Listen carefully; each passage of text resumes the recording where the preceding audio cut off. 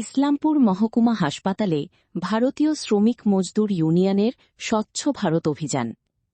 স্বচ্ছ ভারত অভিযানের বার্তা ছড়িয়ে দিতে শনিবার দুপুরে ইসলামপুর মহকুমা হাসপাতাল চত্বরে সাফাই কর্মসূচির আয়োজন করল ভারতীয় শ্রমিক মজদুর ইউনিয়ন। এদিন সংগঠনের সদস্যরা হাতে ঝাড়ু নিয়ে হাসপাতাল চত্বর পরিষ্কারে অংশ নেন। তাদের এই উদ্যোগ হাসপাতালের রোগী, রোগীর পরিজন ও সাধারণ মানুষের নজর কেড়েছে।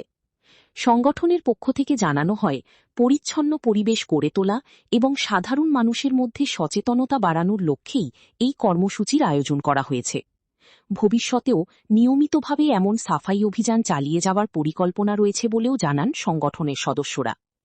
এদিনের কর্মসূচিতে উপস্থিত ছিলেন বিজেপি নেতা ডাক্তার সৌম্যরূপ মণ্ডল, ভারতীয় শ্রমিক মজদুর ইউনিয়নের সম্পাদক দিলীপ দাস, সহ সম্পাদক জয় মুখার্জি, স্বর্গরথের চালক দীপঙ্কর মুখার্জি, ইসলামপুর মহকুমা হাসপাতালের অ্যাম্বুলেন্স চালক এবং পৌরসভার সাফাই কর্মীরা। স্বচ্ছ ভারত মিশনের যে স্বচ্ছতা বজায় রাখার যেটা পরিকল্পনা সেটা করা হচ্ছে। চারিদিকে নোংরা আবর্জনা যা জমা আছে সেটা আমরা পরিষ্কার করার চেষ্টা করছি। আমাদের তো শুধু নোংরা আবর্জনা বলতে টিএমসি নামক যে আবর্জনা ছিল সেটা তো জনগণ অলরেডি 4 তারিখে বিসর্জন দিয়ে দিয়েছেন।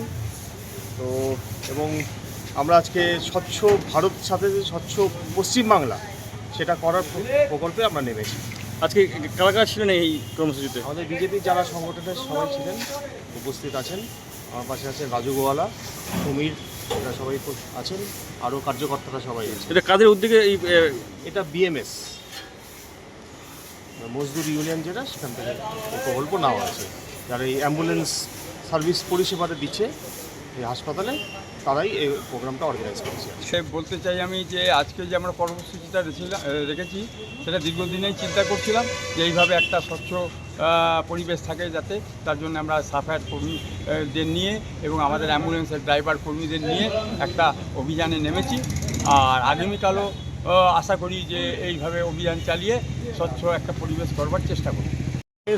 স্বচ্ছ সেবী অভিযান থেকে আজকে কর্মসূচি ছিল, আমাদের সাফাই অভিযান ছিল। সেই সাফাই অভিযানটা সবারই অনুমতি নিয়ে এবং সাহায্যের অনুমতি নিয়ে, আমাদের সংগঠনের অনুমতি নিয়ে, ইউনিয়নের ইদের কাছ থেকে অনুমতি নিয়ে আমরা এই দিনটা কর্মসূচিতে রাখি এবং পালনও করি।